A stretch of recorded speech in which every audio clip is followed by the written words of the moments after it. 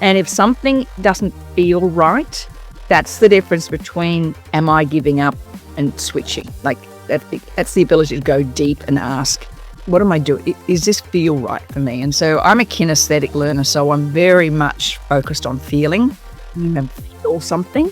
If I have to put too much thought into something, it's down the wrong track for me.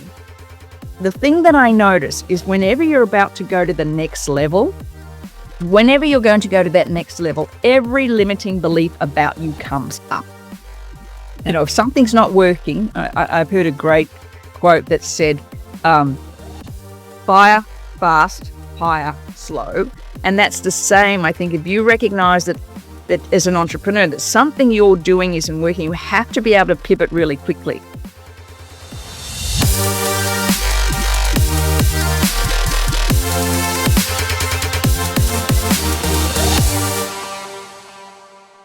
Have you ever wondered what kind of business person you will be in 40 years? Or what kind of an impact that you're going to leave on your industry? Well, today I have with me Sally Thibault, who is a fitness instructor, a gym owner, an entrepreneur, and an EFT practitioner, and much more. She's much more than that. She specializes in working with women 50 and older through perimenopause and menopause and menopause. And I am super excited to have her here, especially today, because if you're watching it as it drops, today is my birthday and I'm officially 50. And I couldn't think of a better person to have on to talk about my 50s and how we can continue to evolve as strong, resilient women who are ready to take on the world. So, Sally, I am so glad you're here today. Oh, Dana, thank you so much for having me, and happy birthday and welcome to the best years of your life. Honestly, they truly are. I have heard such good things about 50s. A lot of people, we used to hear life begins at 40, and 40s were pretty good for me, but I'm excited about what's next for 50. Yeah, you're halfway through. I know. And who knows how long we're going to be living when... You got another 50 years. Now you know so much more. Oh, yeah. It's just wonderful. Wonderful time of your life. I think, personally, it was the best time of my life. I can see how it's going to be, because I'm pretty much in that place where I used to care what people think about me and what I did and all the things. And it's not like I've totally given that up. I mean, I want to still live within society norms loosely, but I don't care as much what people think, and that it gives me power. There's power in that, and I wish that we could give that to our younger self and women that are coming along behind us, because it is beautiful, and I wish that I had it longer. Yeah. And that's so true. I heard a great quote recently, and it was talking about as you go through perimenopause and menopause and our brain changes, but you learn to care less about people who you don't care for, but you learn to care more deeply for the people that you do. And I think that's the change that happens as we go through this massive change in our lives, our bodies, is that we learn to focus on what really matters and really don't give a two hoots to what people think. No. That's beautiful. I've seen a lot of women go before me who say the same thing, and I think, you don't care about what people think. Well, now I get it. But, you have to you have to get to that point to truly understand. Oh, yeah, 100%.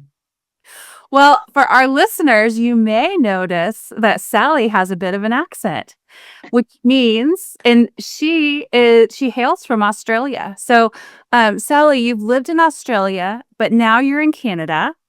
How did that journey unfold, and what role did your passion for health and wellness play in that transition? Excuse me. Really interesting question, Dana, because we've got to go back 40-something years, 43 years, actually. I was when I was a young girl, I was 22. I came to Canada for a holiday. Back in the days when we bought Greyhound buses everywhere. Yes. I came to the US, spent some time with my uncle and aunt who lived in San Francisco, and then came to Canada as I had a friend who was living in Edmonton. And one night, we were out having a drink, and I met this really gorgeous, cute guy in the bar. He had a ultra suede leather coat on and a tie, and he offered me a hot buttered rum, which I'd never had in my entire. I didn't know what it was.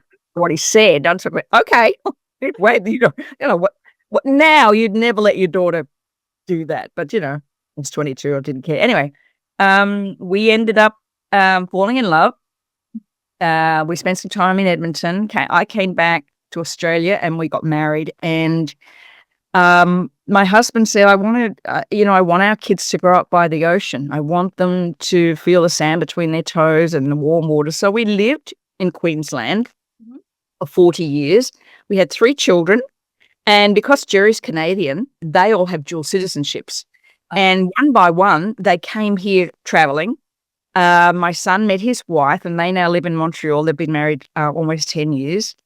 My youngest daughter came to Vancouver to study dance, and she ended up going from the dance training to becoming the manager of that dance studio, quite a famous dance studio in Vancouver. And my middle daughter said, well, if they're there, I'm going too.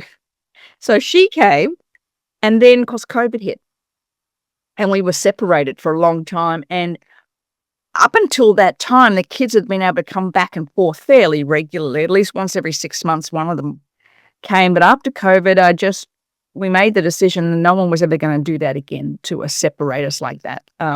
Because if something had happened to either one of us, we couldn't have been there. And we're a very close, tight family. So we decided to sell up everything and move here. And we came here in November 2023. And it's honestly been the best decision we've ever made. I just love it here. In spite of the weather, I've learned to adapt. And, I love the change in seasons, which happens beautifully here in Vancouver. And I think that's probably where you see it too.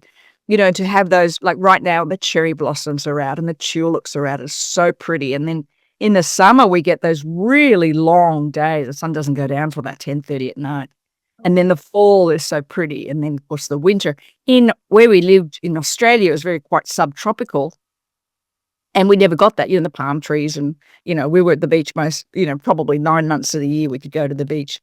So it's been a lovely transition. And we get to spend much more time with our 2 daughters who live here in Vancouver and our son that lives in Montreal. We see him quite often. So that was the reason to move here. And because of my business being mostly online, I was able to just effortlessly move it. It really made no difference about being able to still continue on. So the move has been wonderful. And, I'm so, so grateful for the time we live in now.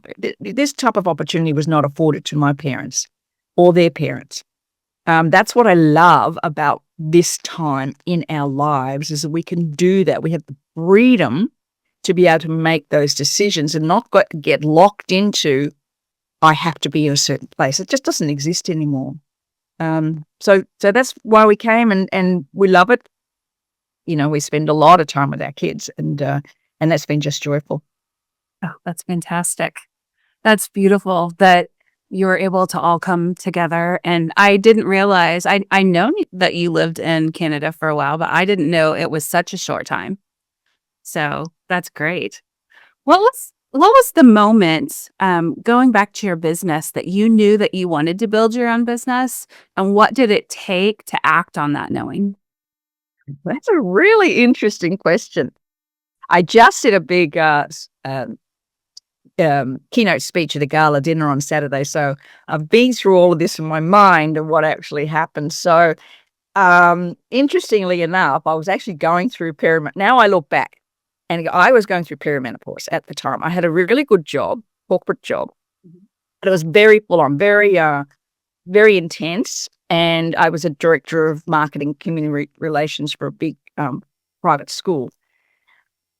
And our son was diagnosed with autism in 1997. And I was they call me the sort of pioneer parent, because when David was diagnosed in 1997, there was only 1 in 600 children that were diagnosed on the autism spectrum. He had what they then called Asperger's syndrome, which is now they call high-functioning autism.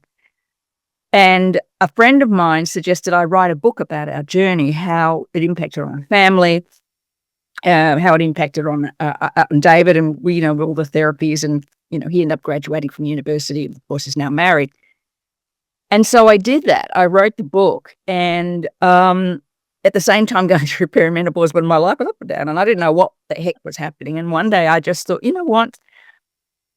I don't want to live the rest of my life being accountable to people who don't get that there's something more to me. That, they saw me as, I worked in an environment that was like a pyramid. Right? There was a top, the head, the board, the headmaster, the teachers, and then there was us right at the very bottom, literally told what to do all the time. And I just made this decision that I didn't want to do that. I was about 52 at the time and thought, there's more to life. So this was all going on when we launched the book. And when I launched the book, we happened to launch it in 2010 in April, which is Autism Awareness Month. And that catapulted me. I ended up on national TV.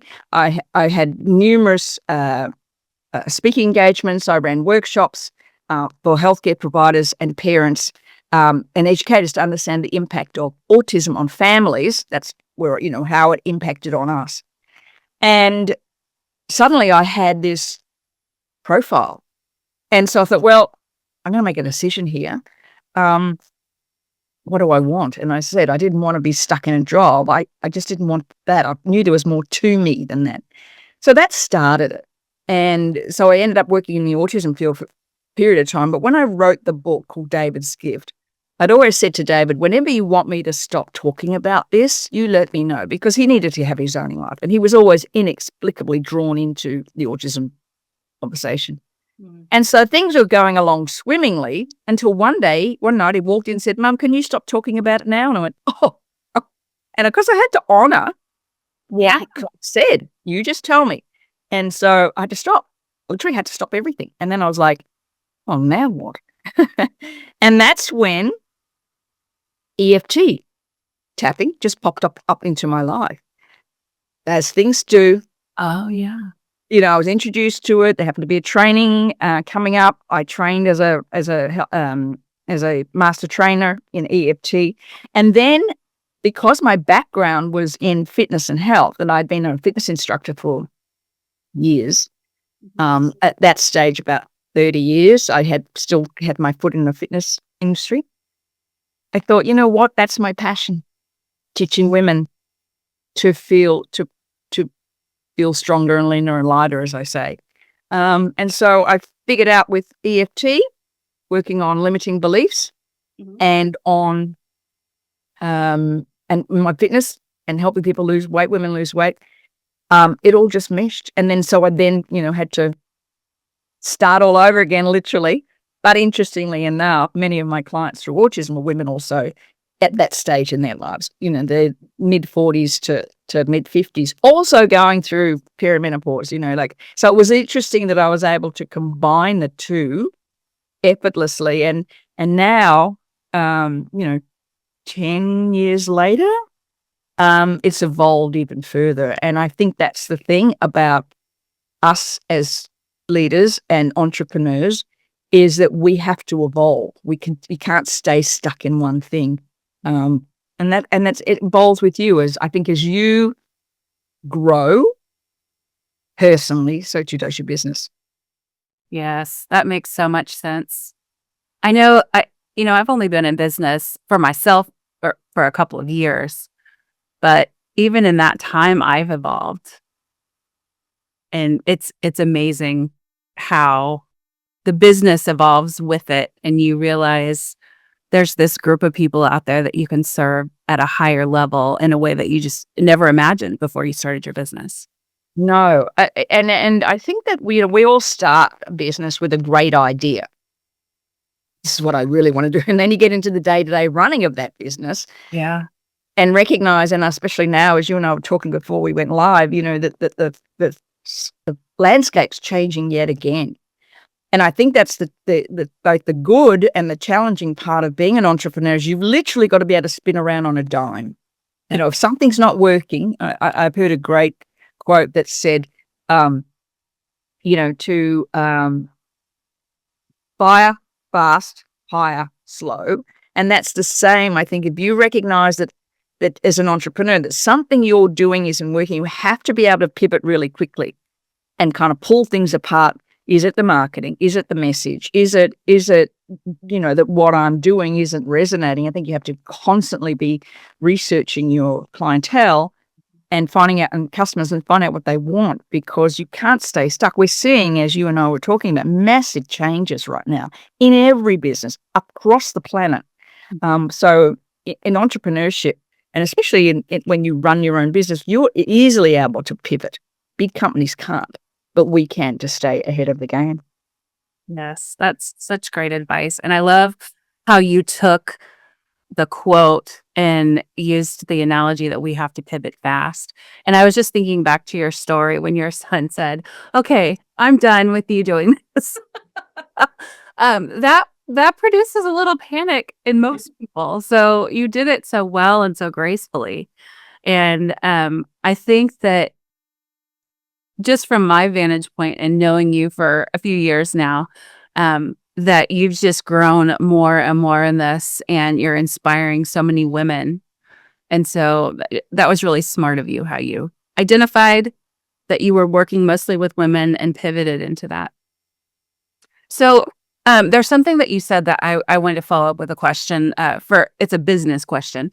And that is, you mentioned that if something doesn't work, you have to be ready to pivot, immediately and start researching.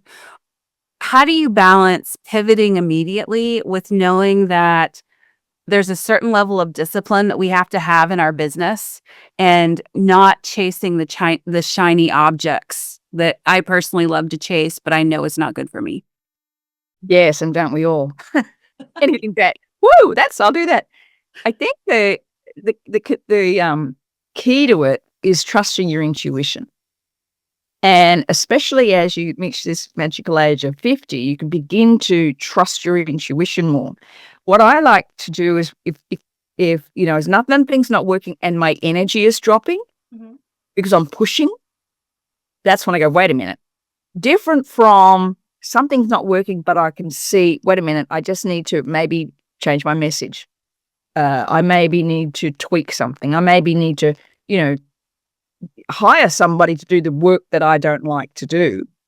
But it's about trusting in your gut and your intuition. And that's what women are so good at. We're so good. And I love what you said about, chasing the shiny objects. Where entrepreneurs are renowned for that. So you still got to keep 2 feet firmly planted on the ground. But so I have practices every morning that I do. I meditate, I work out, I sit down, write in my journal, and then I just kind of go with what's going on for me at the moment.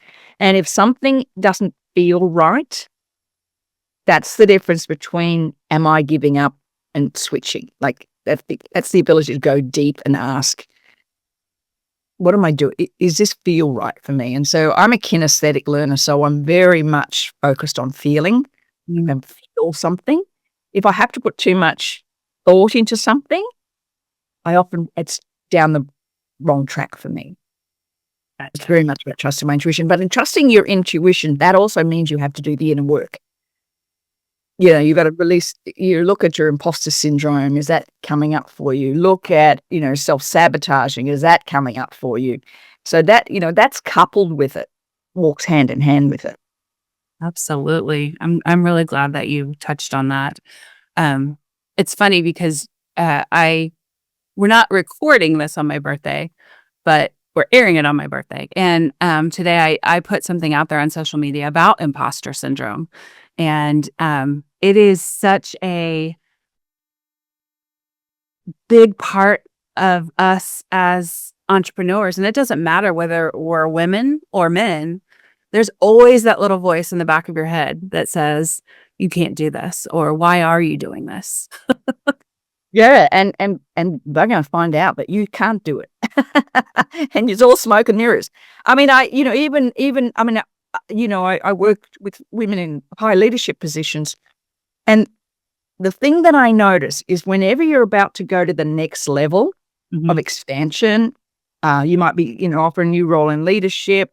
You want to take your business from, say, I don't know, $70,000 a year or $140,000, whatever the thing is for us, is whenever you're going to go to that next level, every limiting belief about you comes up. And in the book, The Big Leap by Gay Hendricks, he talks about this upper limit problem.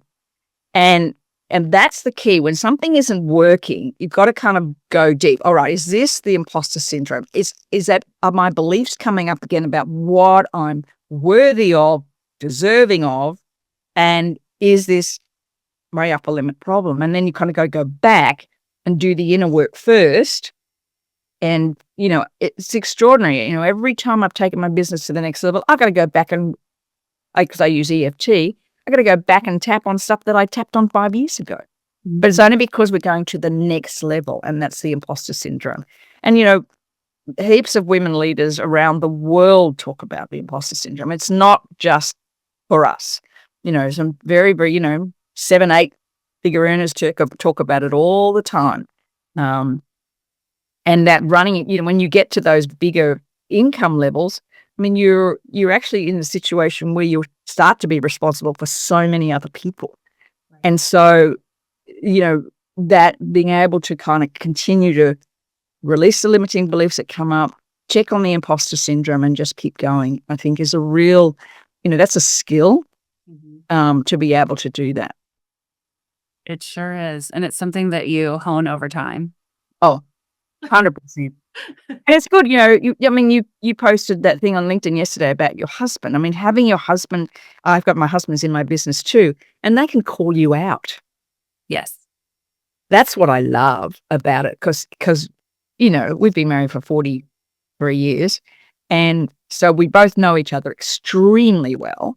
And if I'm doing the big, I can't do this anymore, or, there's nothing working, he'll say, hang a minute, wait a minute, what's talking? Who's talking? 6-year-old Sally or 68-year-old Sally? Like, who's talking right now? It's really interesting when someone can do that. I think that's really powerful. Yes. And I'm so glad that you brought working with your husband up, because there's a lot of women that do that. There's a lot of couples that help each other in business or also work together in that business to help it elevate. And how did your husband get involved in your business? He was in real estate for almost 40 years and retired. But he's got this incredible mind. He loves doing the back end stuff. Like, he loves doing the email funnels and the working out the analytics, and which my eyes just, glaze over when he starts talking about analytics. Like, right, Cap, what do you think? And, he looks at percentages. He loves that. And so that's what he does. And even though he retired from he was commercial real estate agent, had his own company, and he's an artist now. There's two sides to my husband, this creative side and this very analytical side. So, he literally just stepped in when I said, I don't like doing this stuff and I'm not good at it.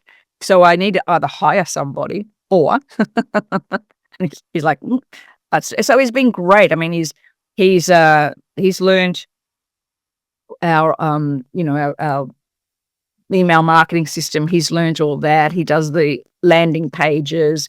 He checks emails, spends so much time on AI rewriting my things. So, they make sense and they're going, I can write and, talk off the cuff. So it's been an experience. And there's sometimes when I want to get cranky with them. Yeah. Because he's not doing it fast enough or he's doing it different, but that's okay. That's okay. We managed to get through it. That's fantastic. So you mentioned when you were back in corporate, worked in not really a corporate job, but the school job, that you oversaw marketing. How does marketing play a part in your business, or how do you approach marketing as a business owner because you've had that experience in your past? Mm-hmm. What recommendations would you give to women just starting out who don't have marketing as their background? The word you shared before, authenticity.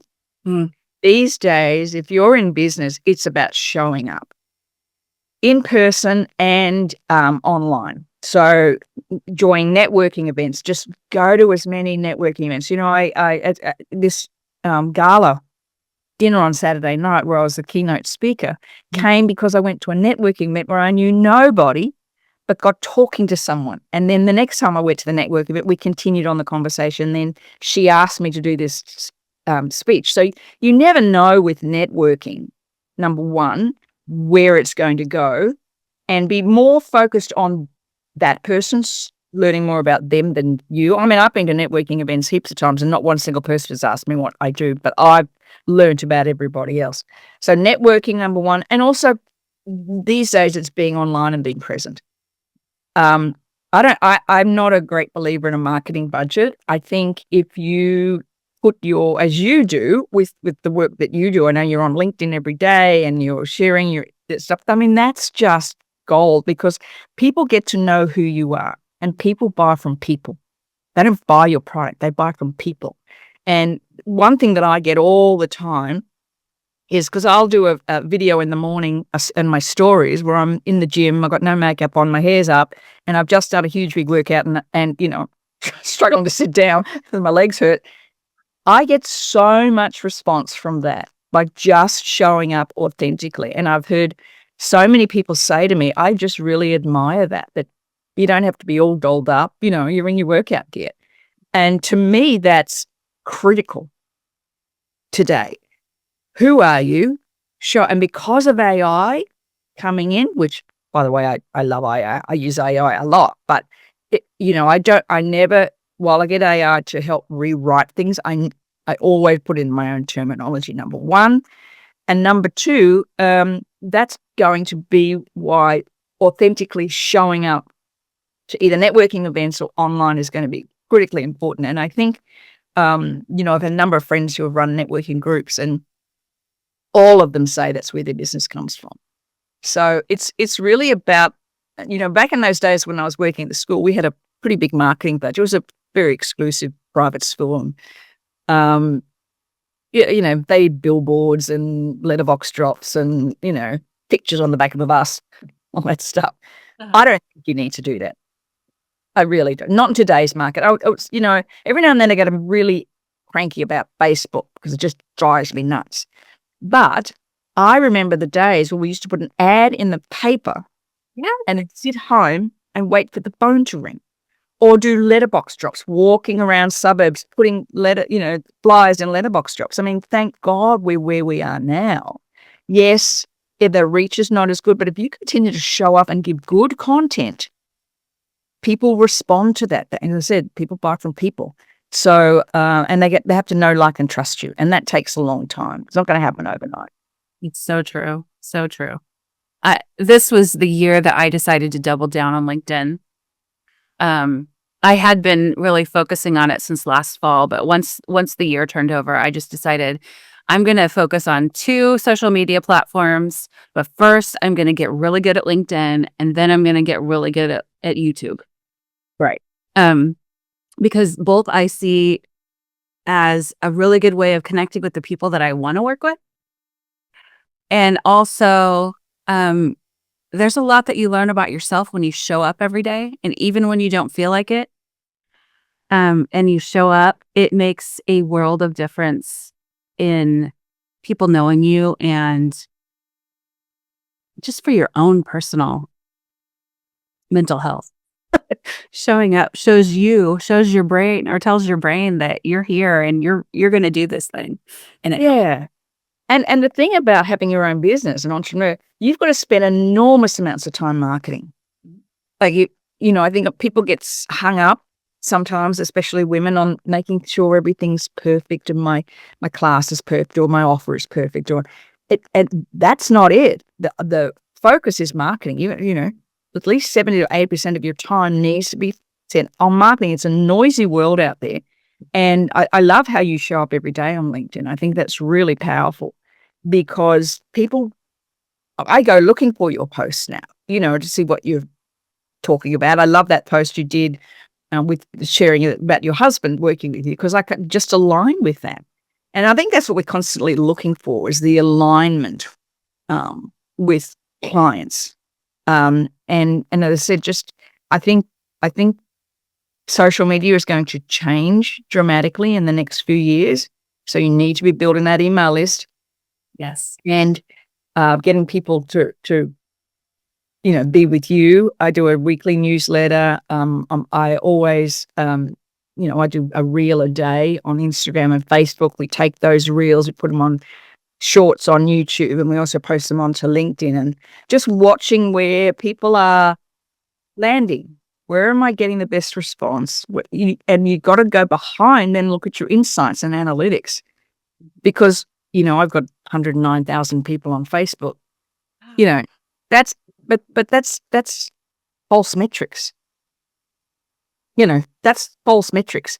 I did a reel a couple of years ago that hit 3.3 million views. That's where I ended up getting all these followers. But as I said, they're false metrics. They don't bring you business. What brings you business is somebody who watches and then opts into something that you've created and then you continue to nurture them. And I think sometimes entrepreneurs, when they're doing some type of marketing, think, oh, it hasn't worked. Well, you don't know. I mean, I don't know about you, but how many times have I opted in for something like a masterclass? I've never showed up. I'm interested in it, but something's happened. Yes. It doesn't. And so that those people will continue to send me things that are interesting to read, and I'll continue to follow them. And that's the way it's got to be.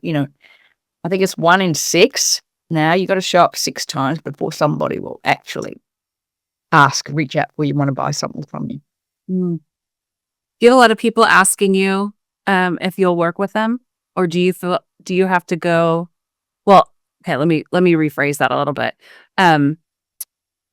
Because you show up every day, and because you have made an effort, and your strategy is to show up every day, do you find a lot of people reaching out to you and saying, I really want to work with you? Yeah, I need help. I get that a lot. I need help. How do I do this? My focus is on leadership and longevity. I'm just this great believer that the world needs women in leadership incredibly, like now, because these men are not doing a real good job.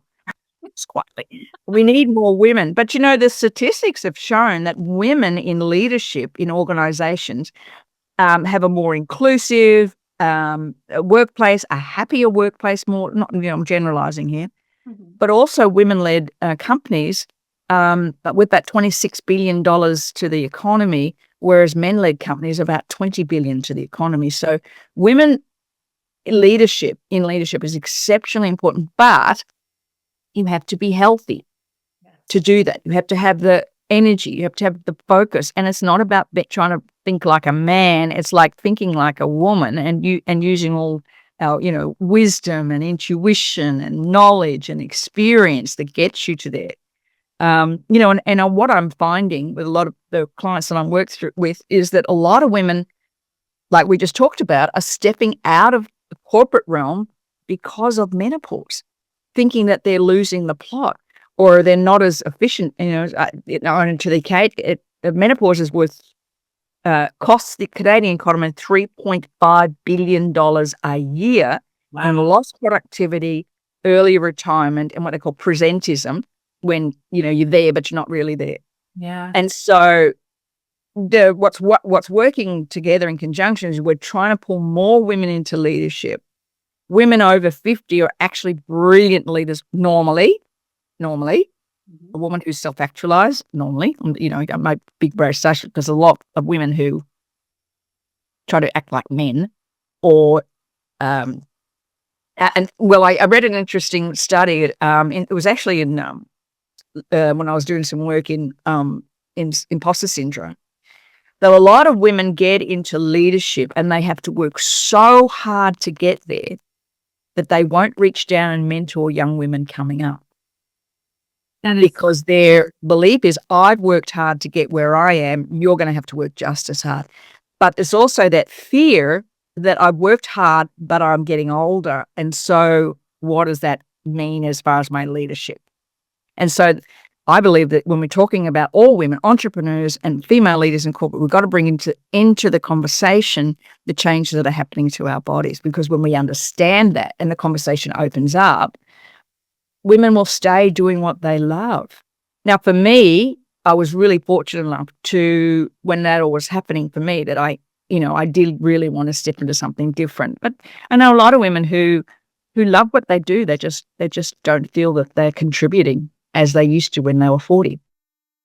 Yes. I'm so glad that you brought that up, and that you have a passion for helping women through menopause during that time. What are some things that, as leaders, as business owners, as entrepreneurs, that are going through menopause or perimenopause, that we can be looking out for so that we can be successful through this time? Mm, good question. Thank you for asking that. For many women, there's a change in their menstrual cycles. And then, we've had this open office plan. Well, if you're a woman going through perimenopause and menopause, there are things that can happen. And you need to be in your own office, not where everyone else can see what's going on. Uh-huh. Number 2, brain fog. You just, wait a minute,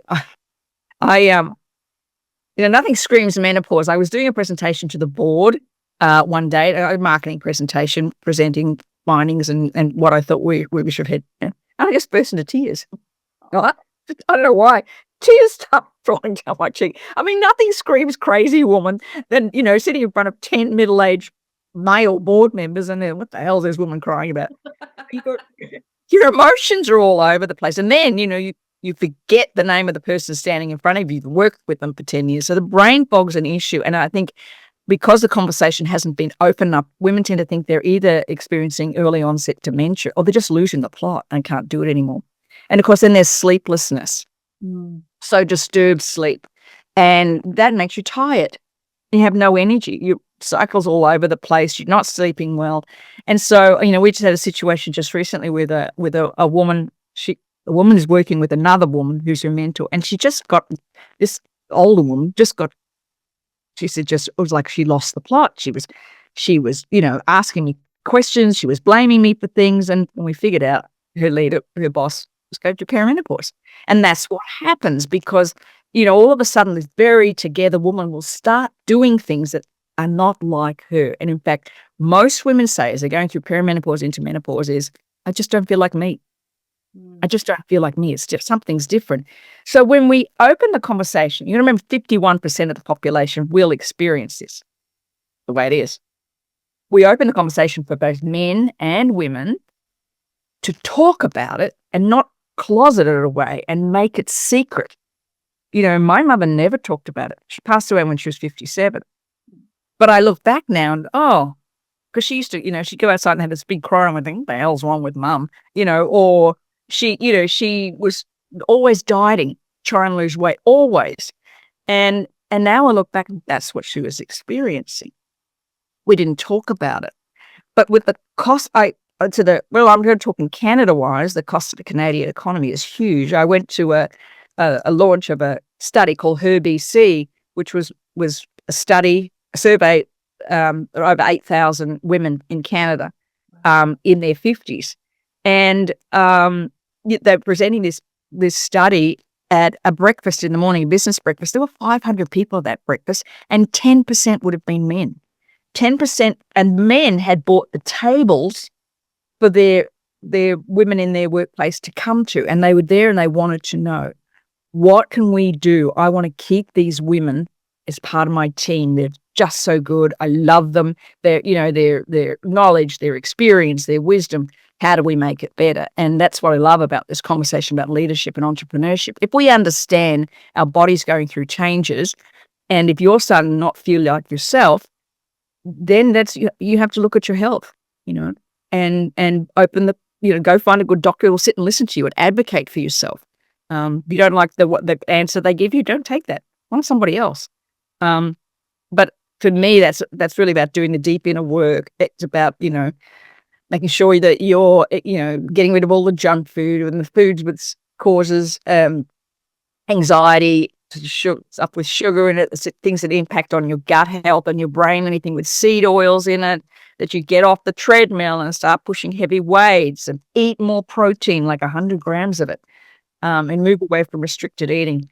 Those are the things will help you to stay focused and help deal with many of the menopause symptoms. But we go anyway. Anyone over the age of 48 to about 55 is going to go through this. That's the way it is. That is, and you need a husband, a partner who understands what's happening. So he doesn't think he's married a crazy woman. What happened to my wife? She was wonderful. What happened to her? Now if I breathe, she tells me to be quiet or stop chewing. yeah. Yes, I've noticed that in myself, that I have less ability to just deal with a bunch of sounds and a bunch of things that, I never really had a problem with before. And also, I was just having this conversation with my husband the other day. I asked him a question. He goes, "Are you serious? You have said X, Y, and Z to me 3 times.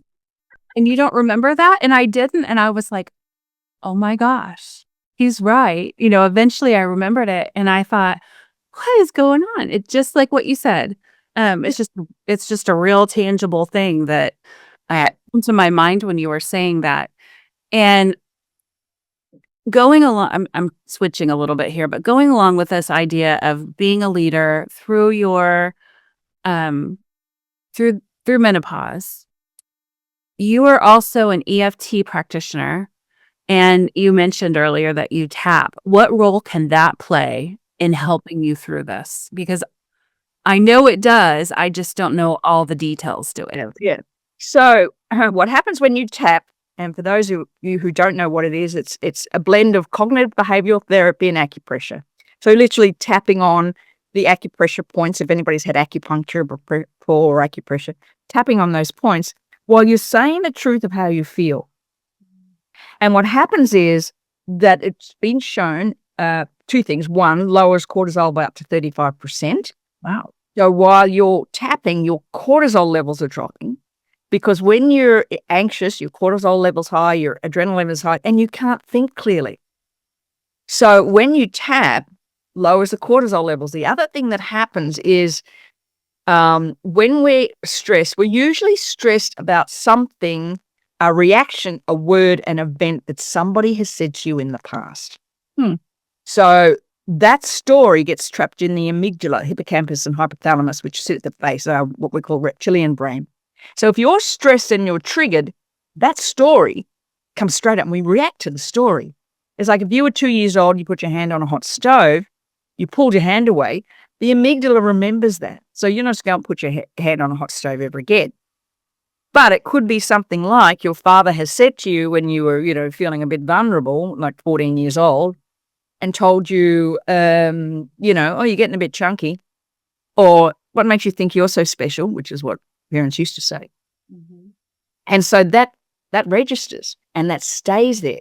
So anytime you feel vulnerable, that old story comes up, stress rises, and you react differently than what you would normally react. So what tapping does is lower the cortisol, release under MRI, it showed that when you tap and you release in the story, the neurons actually pull apart and rewire, just like tiny little movements.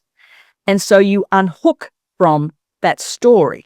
And most of us have a story that underlies every decision we make. I'm unworthy, I'm not valuable, I'm who do I think I am? I'm not qualified enough, that. And it would go back to something somebody has said to you in the past, or an event where you felt unsafe. That's what the brain's job is to do, is to keep you safe. Mm-hmm. And the brain doesn't like you stepping outside your comfort zone. Brain likes comfort. It likes keeping you safe. So it will trigger things in you. So you'll end up sitting on the couch, wrapping yourself up in a blanket, turning Netflix on with a glass of. That's what the brain wants you to do. So we have to rewire that. And especially when I look back now, and I was like, I only knew then what I knew now. I was doing tapping in 2014 when I was going through the most of it, and it totally changed that whole menopause story for me. Because I learned how to value myself and my body. So the decisions I was making were different when I value myself, rather than the decisions you make if there's a story running that tells you you're not valuable. That's beautiful. I never had it explained to me that way. I mean, I've had somebody on here before that did tapping, and we actually did a little tapping session, and it was fantastic, but I've never had it explained about our reptilian brain and how you remember that. That's fascinating. I can see how rolling that into my routine every day could be very valuable for me. Oh, and it's right at the tips of your fingers. Right at the tips. So whenever you've got something that's concerning you, I always write down, okay, what's going on for me. Mm-hmm. So one of the good things that I love to do with my clients is, for instance, if we're doing income, mm-hmm. What's the income you'd like to make this year? Draw a line along a piece of paper and put little chunks like 100,000, 150, 170, whatever it is. Uh-huh. And look at the one that scares the hell out of you. What's the one that scares the hell out of you? And then you just tap around, why is that scary? What does that mean? And for most women, it's being visible. Because, and I'm pretty sure it was Gay Hendricks talked about failing privately versus failing publicly. Mm. So if we focus on 250,000 and we're building this business and and we fail, that's a public failure. Mm-hmm. But if we stop ourselves from going to achieve that, that's a private failure. No one sees that. Yes. So that's what imposter syndrome is. It's allowing you to fail privately so nobody sees. You can make excuses. Oh, I did want to make 250, but the market was bad, or the Facebook ads didn't work, or but we can make all these excuses. But if we get there and we fail, man, that's real. And especially in today's environment, with everything. I mean, it just upsets me, I guess is the word I'm looking for, that people are so quick to judge others, especially on social media. Oh, yeah. And that, I as I said, I had a reel that went to 3.3 million. Don't read the comments, Oprah Winfrey once said. Don't read the comments. Because I had comments, there was like 500 or something comments on this reel. And one guy said, what gives you the right to stand there with your grey hair and your stupid looking outfit? And I went, immediately I thought, don't read the comments, delete. Actually, what I did, I just let it sit there, and all my followers told it to pull his head in, basically. Yeah, they did it for me. But that's the thing, is that people judge you so harshly now. They feel it's okay to judge you. And the old Indigenous saying, don't judge a man until you walk a mile in his moccasins. I mean, we're so quick to judge, and especially now because I think the media is very focused on, just with political stuff, or even, you see, people, actors or actresses in Hollywood, somebody's always trying to pull them down, or, it's horrible. And so we see that, go, oh, I'm not going to put myself out there like that. If I'm successful, what will happen? So when you use EFT, you say, oh, God, it's probably gone back to my dad saying, who do you think you are? What makes you think you're so special? But in those days, of course, it was all about love. That's how, in the 50s and 60s, that's how our parents showed love. Yeah. My father used to say, don't get too big for your britches, because somebody else will always pull you down. Ooh. Right? So that gets locked in there. Yeah. Don't put myself out. It's like, don't get too big for your britches. I mean, my father would probably have a heart attack if he saw me doing these reels in my workout gear. Very unbecoming for a woman in her 60s to be jumping around in a workout gear. Yeah. But that was the way they did it. That's post-war. That's where they came out of. Just get a good job, get a 3-bedroom house, work in your job for 25 or 30 years, pay off the mortgage, and then you can travel. Yeah. Then you can raise the children. And so, but many of us women now, we're breaking those boundaries. Really difficult. But I just wanted to add something interesting. One of the girls that uses EFT, and her name has gone from me, she wrote the book, The Wealth Code, I think. She said there's a block often in women making money because we don't want to make more than our fathers Interesting. say about what their father. So if you're stuck on a plateau, just see if there's anything around there that I don't want to make any more money than my father because I want to honor him. And it particularly happens with women. Interesting. Yeah. I'm going to have to sit with that one for a while. Right. Just myself. But it's interesting because I've always made more than my father did, but I always saw him as more on a pedestal and of a more respectable job maybe than I had, even though I had a very respectable job, still do. But yeah, it's interesting how our fathers impacted us in saying just the littlest things that they thought were right in the moment. And Yeah. And when you're young and you're vulnerable and you're looking for, because I grew up in the 50s and 60s and 70s. And so that was a tough love. They didn't hug you as much or tell you you're wonderful or, it was always like, how could you have done better? But that was their way. It doesn't make them right or wrong. They came out of that post-war era where there was nothing. Yeah. So they had to get a good job with good security my parents, had a house, and the road in front of it was dirt road for years. I mean, they didn't have a paved, they didn't have a, concrete pathway in front of the house. So it was a very different era, and it's not about making your parents wrong. That's what I find a lot of people go, oh, I don't want to speak ill of my dad or my mom. It's not about making them wrong. It's about understanding who you are at that time and how what they said impacted on you.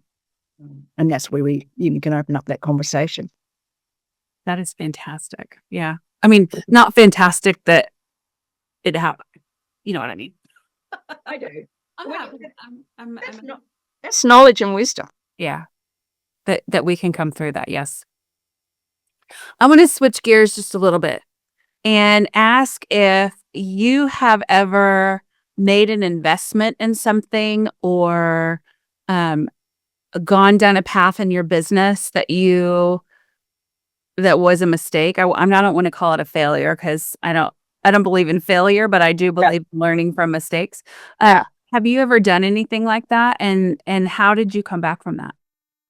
Yes. One first thing that pops to my mind was one of the very first business coach I ever had. It cost an absolute fortune, and found out later on that, she was working on her own business at the time, and, really a lot of the stuff that she said just, so that was hard to come to terms with. It was about $25,000 that I spent on that. And that was 11 years ago, 10 years ago. Was it, what are we, 2025? It would have been about 2017, maybe then. It was a lot of money. Yeah. I had to do a lot of EFT around that because I felt really guilty about that. That was money that should have gone to the family. Yeah. And I think what you said was correct, that everything's a learning experience. And I had to glean out of it. I bought into her magic. I now know what she was doing. It was kind of a bit psychological. She made it, I only take exclusive people. I don't take everybody. You have to come and do a big, discovery session with me, and I want to just hear all your problems. So it was very psychological. I'd never do that when I'm talking with people. And it was like, oh my God, now she thinks I'm really good. Now she thinks I'm, I have this, ability. And I wasn't thinking clearly enough. So that was the one thing. And I think we all do that. We all invest in things that we think at the time are right. A big marketing campaign, that we paid somebody else to do and we got nothing out of it. But each step along the way, we do learn to trust our own intuition. I remember with this gal, this back in 2017, I remember when I first met her, I thought, you're a bit false. Just flashed in my mind. But then we went through this whole process. And then I go back and think, yeah, well, was screaming at me. But interestingly enough, a number of the people that were in that business group ended up working with me as a client. Interesting. Yeah. So, it was bad at the time, but then I ended up with clients that actually recouped that money over time. But yeah, I think every business owner does that. I don't think there's one single business owner, entrepreneur that would say, oh, everything's been just smooth sailing and I've been right all the time. No, I don't think that that's the case. But you just have to take it and learn from it. Trust your gut. I totally agree. Thank you for that. Those that are just getting started and those that maybe have only been in business for, less than 5 years, it feels like you're failing when things don't completely work out. And that's not necessarily true, but that's your only frame of reference.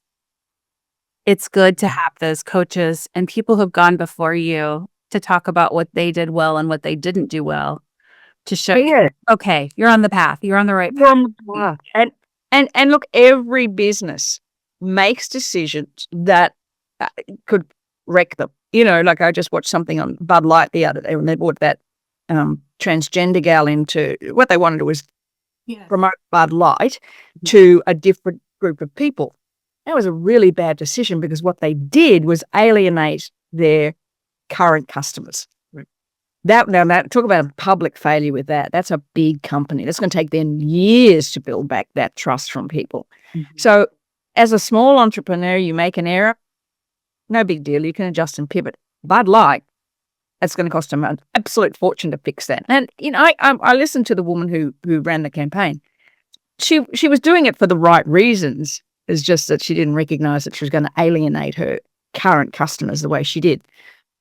And I think all those lessons are really good for us. Look at the failures. Steve Jobs often talked about, how many times he had to pivot. He sat in his garage for years pulling together Apple. And then, was it DreamWorks, I think, one of those, like he had to reinvent himself numerous times. And to get to a point where you find what it is that works, there's no smooth path. That's whoever tells you that there's a smooth path to entrepreneurship. That's what I remember somebody saying to me once. It must be so good to have your own business. You must get so much time off. I'm like, oh my God.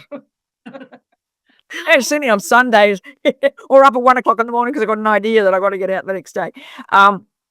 It's entrepreneurship is not for the faint-hearted, but the joy and the freedom it can give you, like being able to move to different countries and be able to continue on your business or choose to live where you want to live, and I think that's the problem with big corporate jobs at the moment. Everything is so uncertain. Like, there's a whole heap of people lost their jobs in the last few months that thought they were going to have those jobs forever. That's just the way it is in any organization. So as an entrepreneur, it's about trusting yourself. You are going to go through times when the money is going to be really tight and you're probably going to have to dip into your savings quite a lot. But that's okay because you're investing in yourself. Yeah. That's how I see, business training, management training, or if I'm doing an email marketing campaign and following a gal who's doing that, paying for her. Like, that's an investment. Yeah, it's tough and you may not see the return for a long while. But that's when you've got to trust that what you're doing is what you really want to do. Are you passionate about this? Absolutely. Such great advice. What would you tell? See, I forgot the exact question I was going to ask you, but what would you tell your younger self? Like what you know now, what would you tell your younger self if you could go back and talk to her about growing the business, starting the business and growing the business? I would find a good mentor really quickly. I would have a coach, like a wellness coach or somebody that keeps you on track. And I also would say, believe in yourself more. Because you have the idea, the way the universe works, because you have the idea, it's already a reality. So don't doubt yourself. Because you can manifest what you want. If something's standing in your way, what is it? What's going on for you that's blocking this? Let's bring up a block. Because we all have incredible ability to create whatever we want. It's literally what you believe about yourself that stands in the way. Just as simple as that. That's beautiful. It's so simple yet so difficult to work your way through. Stop listening to everybody. Yeah. Find a good mentor. Find somebody to work with you to help you release the limiting beliefs. Be healthy. It's, there's nothing worse than trying to run a business and you are unwell. Yes. No one's paying you to have the day off. That is very, very true. Nobody. You're on your own. So we're coming to the end of the interview, and I could just talk to you all day and have like 3 or 4 parts of this because you're just a wealth of knowledge, and you've been there, you've done that, and you're very much an inspiration to many, many women. Thank you. What is a question that I should have asked you that I forgot to or didn't ask you during this interview that you'd hoped I would?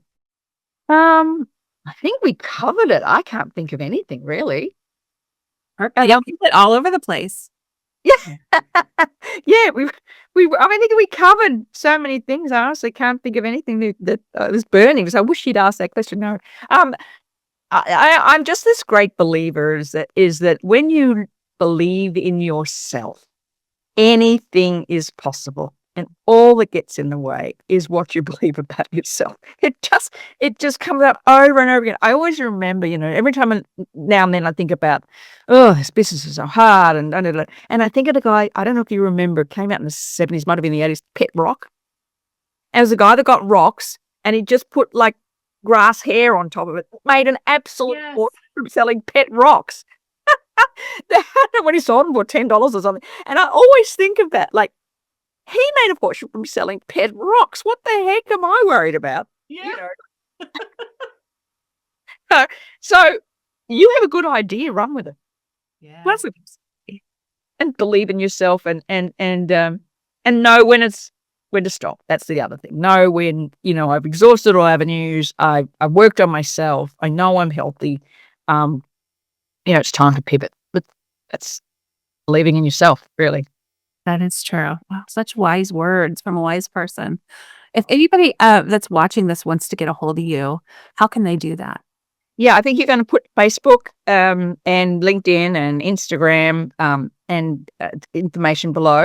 And I've also got a free offer for anybody that's interested. I've created 7 effortless ways to increase your energy, even when you're absolutely over it. And they're just quick energy hacks that you can do every single day when your energy's waning. And that's the free offer that I've just got. The link is below for that. Yes, we're going to put that below. And it's always nice to have a free gift from someone. And what a great free gift. I mean, there's not a lot of places that you can go to find those quick energy hacks, and we all need them. We do, including me. That's good to know too, because sometimes we listen to people and think that they're perfect and they don't have any problems. And we've gone through the story and know that, you're a real person and you've lived through all these different things. And that you need energy hacks too is a good thing.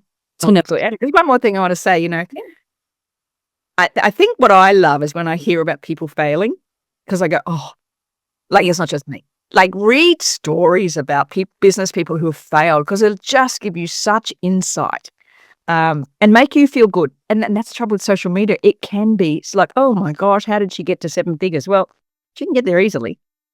She didn't. So true. Even when they say they got there in 2 months or whatever it is they're saying on social media, sometimes I'm like, really? How did you do that so quickly? There's no simple path. It isn't. And I read a great blog somebody did the other day where she said, do you know what a 7-figure income means? It means how many people you have to hire, what you're paying those people, all the other stuff that, you're really supporting those people. And you may walk home with $300 in your hand every week. It doesn't mean that you're making 7 figures. It means your business is. And often the business owner is the last one to get paid. It's just the way it is. So true. Yeah. So true. Sally, thank you for taking time with us today. It was a joy to have you. Thank you. It's been lovely to chat. Yes, thank you. And for all of you listening, I would really appreciate it if you would take a moment and just follow. our YouTube channel today. And we're also going to put Sally's on there so that you can follow her as well. The more that you can follow people that you enjoy watching on YouTube, the more they have an opportunity to reach more people. And we are in the business of helping women grow and getting past their limiting beliefs. So the more that we can grow, the more women we can help. And you can be part of that. So thank you for listening. And until next time, we'll see you again on Next Level Leadership.